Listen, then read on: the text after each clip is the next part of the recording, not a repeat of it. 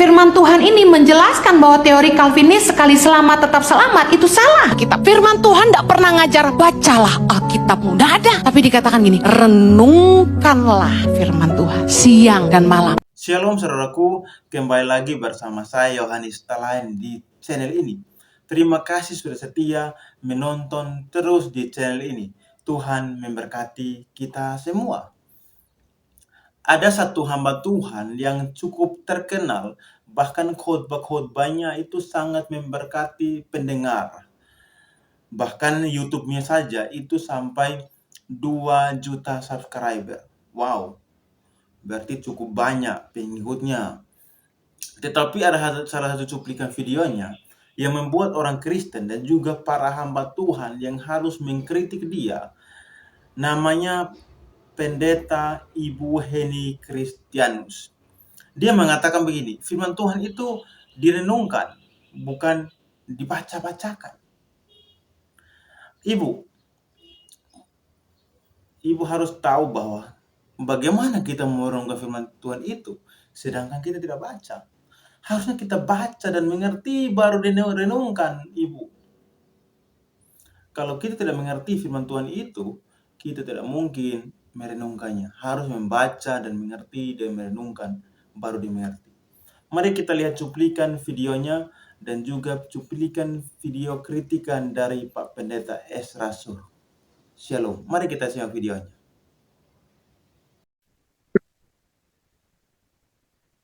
Saya dikirimi satu link video khotbah, dan setelah saya buka, ternyata itu adalah khotbah dari Ibu Heni Kristianus ya. Nah, bagaimana khotbahnya? Coba kita dengarkan ya. Saya tertekan ketika di gereja diwajibkan baca Alkitab harian yang setahun harus habis. Bahkan sih merenung firman daripada berusaha menghabiskan Alkitab. Firman Tuhan tidak pernah ngajar baca Alkitab. Tidak ada, tapi dikatakan gini, renungkanlah siang dan malam. Perkatakanlah firman, lakukanlah firman. Jadi yang kita harus lakukan untuk supaya kita dewasa dalam iman. Pertama, kita harus merenung firman. Yang kedua, memperkatakan firman. Yang ketiga, melakukan firman. Anda akan jadi dewasa. Tahu banyak tak melakukan buat Anda akan jadi agamawan. Dan saya tidak mau hidup saya jadi agamawan. Dan saya paling tidak sanggup dengar apa-apa yang terlalu agama. Orang harus ngerti firman baru bisa menghidupi. Saya tertekan ketika di gereja diwajibkan baca Alkitab harian yang setahun harus habis. Bahkan sih merenung firman daripada berusaha menghabiskan Alkitab. Firman Tuhan tidak pernah ngajar baca Alkitab. Tidak ada, tapi dikatakan gini, renungkanlah siang dan malam. Perkatakanlah firman, lakukanlah firman. Jadi yang kita harus lakukan untuk supaya kita dewasa dalam iman. Pertama, kita harus merenung firman. Yang kedua, memperkatakan firman. Yang ketiga, melakukan firman. Anda akan jadi dewasa. Tahu banyak tak melakukan buat Anda akan jadi agamawan. Dan saya tidak mau hidup saya jadi agamawan. Dan saya paling tidak sanggup dengar apa-apa yang terlalu orang harus ngerti firman baru bisa menghidupi. Ya, itu khotbahnya ya.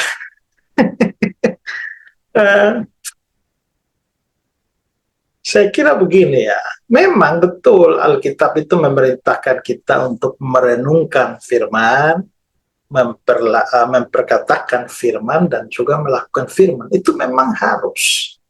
Tapi rasanya aneh kalau beliau memisahkan itu dari membaca Alkitab. Apalagi sampai tertekan. Karena ada jadwal baca Alkitab yang diberikan oleh gereja. Karena tidak bisa memisahkan antara tiga hal itu. Merenung, memperkatakan, dengan melakukan, dengan membaca. Sekarang mikir begini. Kalau kamu tidak membaca Alkitab, bagaimana kamu merenung? Itu yang kamu renungkan. Kalau kamu baca Alkitab hanya sedikit, ya hanya sedikit itu yang bisa kamu renungkan. Padahal firman mengajar bahwa itu merenungkan firman Tuhan siang dan malam. Ya. Kalau kamu hanya baca satu pasal saja ya, terus bagaimana kamu merenungkan firman Tuhan seumur hidupmu itu loh. Ya.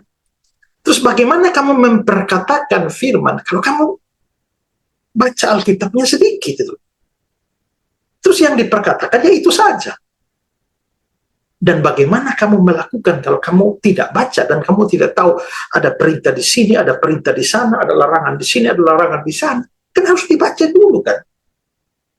Jadi semakin banyak membaca, kamu bisa semakin banyak merenungkan. Semakin banyak membaca, kamu semakin banyak bisa memperkatakan. Semakin banyak membaca, kamu bisa semakin banyak melakukan. Jadi bagaimana 3 perintah itu dipisahkan dari membaca? Ya memang dia tidak melarang membaca, tapi maksudnya ya kok menjadi tertekan dengan membaca Alkitab banyak? Tuh harusnya mendorong orang supaya rajin membaca, dan kalau perlu baca semua, kasih habis tuh. Ya, jangan berpikir bahwa melakukan lebih penting dari membaca. Dua-duanya penting. Kamu tidak bisa melakukan tanpa membaca. Karena kalau kamu tidak baca, kamu tidak tahu apa yang diperintahkan. Ya. Lalu bagaimana kamu mau melakukannya? Dan menurut saya juga satu bahaya adalah kalau kita nggak membaca Alkitab, kita dengan mudah itu tertipu atau salah memahami, atau kalau kita sebagai pengajar, kita bisa mengajar secara salah. Nah, menurut saya contoh nyatanya adalah ya yang terjadi pada Ibu Heni ini juga. Kenapa? Karena dia bilang bahwa di dalam Alkitab tidak ada perintah membaca Alkitab. Itu mengapa dia bisa ngomong begitu? Ya kalau dia nggak baca Alkitab. Karena kalau dia baca Alkitab dengan baik, dia pasti akan temukan perintah-perintah untuk membaca Alkitab atau membaca firman Tuhan. Nah, jadi lihat ya, gara-gara tidak mau membaca Alkitab sampai selesai atau merasa tertekan dalam membaca Alkitab, akhirnya dia nggak tahu bahwa ada ayat yang memerintahkan untuk membaca Alkitab. Nah, kalau dia nggak tahu ada ayat yang memerintahkan baca Alkitab, itu masih lumayan. Tapi sekarang dia malah memastikan bahwa itu tidak ada. Nah, ya, itu yang repot. Nah, sekarang coba kita lihat ya sejumlah ayat ya. Ulangan 17 ayat 18-19 ini tentang raja. Apabila ia duduk di atas tahta kerajaan, maka haruslah ia menulis baginya salinan hukum ini menurut kitab yang ada pada imam-imam orang Lewi. Itulah yang harus ada di sampingnya, kitab itu ya. Kitab hukum itu kan firman Tuhan.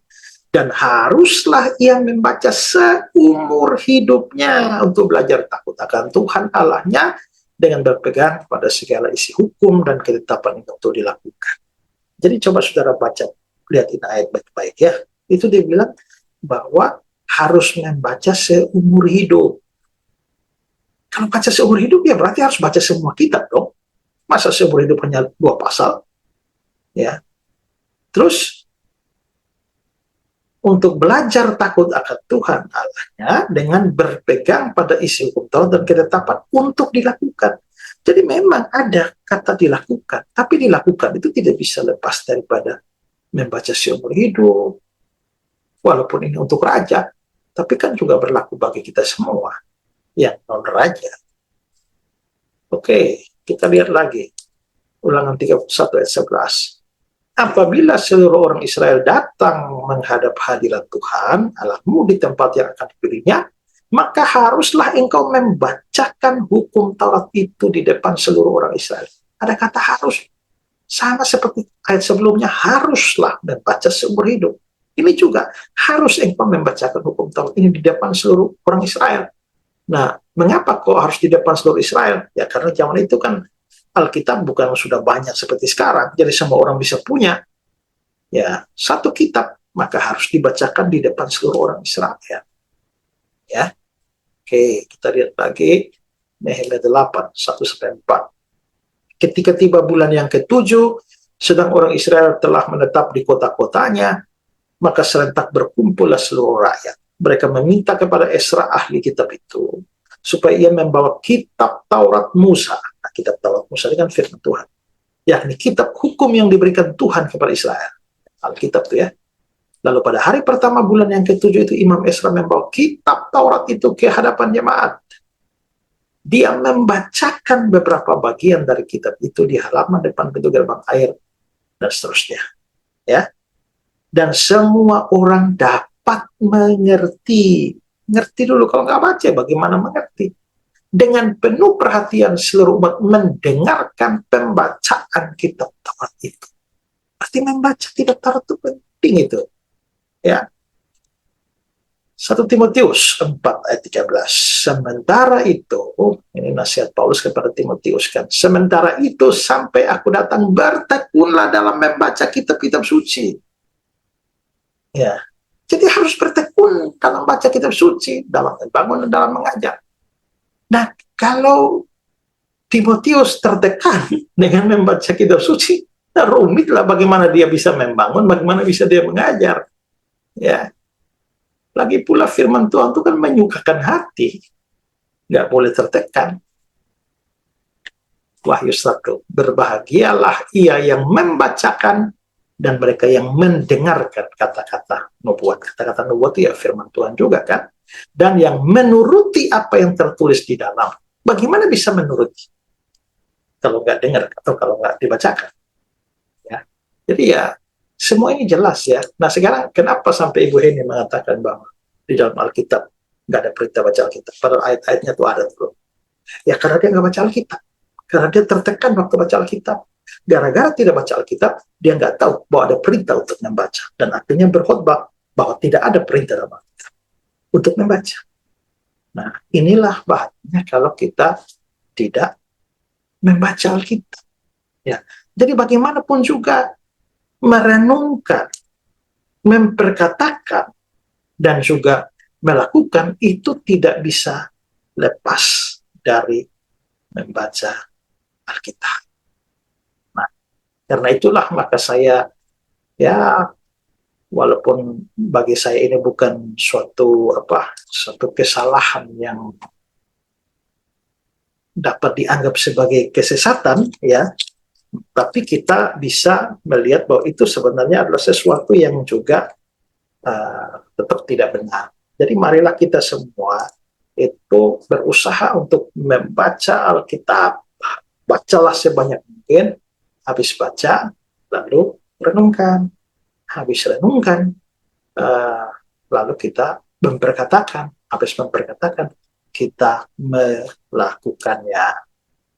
Ya, mungkin juga satu hal ya, kita patut tahu waktu kita membaca Alkitab itu adalah supaya kita itu bisa menolong kita pada waktu kita berhadapan dengan ajaran-ajaran palsu, ajaran-ajaran sesat. Karena ajaran sesat ini kan banyak. Nah, hari ini kita mendapati berbagai macam ajaran yang aneh-aneh muncul di dalam media sosial. Nah, maka bagaimana kita bisa tahu bahwa satu ajaran itu ajaran benar atau tidak kalau kita nggak baca? Kalau kita nggak baca bahaya, ya. Kalau kita lihat di Kisah Rasul pasal 17, ya, dikatakan begini. Orang-orang Yahudi di kota itu lebih baik hatinya, maksudnya lebih mulia hatinya daripada orang-orang di Tesalonika karena mereka menerima firman itu dengan segala kerelaan hati dan setiap hari mereka menyelidiki kitab suci. Kan nggak mungkin kalau menyelidiki tapi nggak baca kan? Menyelidiki untuk mengetahui apakah semua benar demikian. Ini yang kota Paulus. Tapi mereka menyelidiki kitab suci untuk tahu benar atau enggak. Dan menyelidiki tidak bisa terlepas dari membaca. Jadi dengan membaca kitab suci, menyelidiki kitab suci, kita bisa tahu satu ajaran itu benar Alkitabiah atau menyimpang atau bahkan menyesatkan. Jadi ya saran saya pada saudara semua, ya jangan ikuti gue ini ya sampai tertekan baca Alkitab ya. Ya harus rajin baca Alkitab. Oke, semoga Tuhan memberkati dan apa yang saya bagikan bagi saudara mencerahkan saudara semua. Shalom. Demikian video yang tadi kita nonton. Semoga kita orang Kristen cukup berhati-hati mendengar orang-orang yang berkhotbah, terkhususnya hamba Tuhan. Karena ada yang mengkhotbah tetapi tidak alkitabiah, sehingga bisa menyesatkan jemaat yang mendengar. Tuhan memberkati kita semua. Salam sehat. Tetap merenungkan firman Tuhan itu dengan landasan firman yang benar. Dan terus membaca firman Tuhan siang dan malam dan merenungkannya. Sehingga firman itu boleh menjadi berkat buat kita. Amin. Tuhan memberkati. Thank you for the happiest year of my life.